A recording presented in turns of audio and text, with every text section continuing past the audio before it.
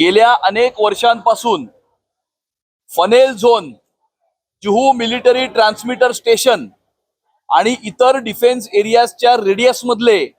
पुनर्निर्माणाचे पुनर्विकासाचे प्रकल्प या हाईट रिस्ट्रिक्शनमुळे रखडलेले होते।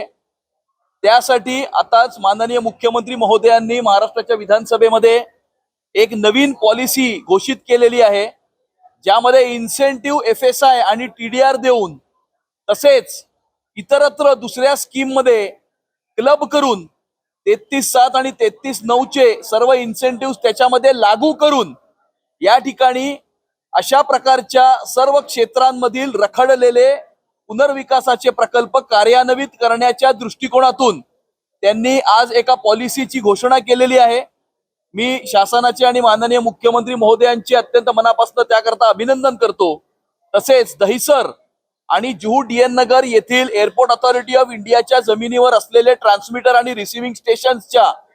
परिघामध्ये जे रिडेव्हलपमेंट वरती किंवा पुनर्विकासावरती हाईट रिस्ट्रिक्शन होती, त्या दोन्ही जमिनीवरचे जे रडार आहेत, रिसिव्हिंग आणि ट्रान्समिटिंग स्टेशन आहेत, ते इतरत्र दुसऱ्या ठिकाणी हलवून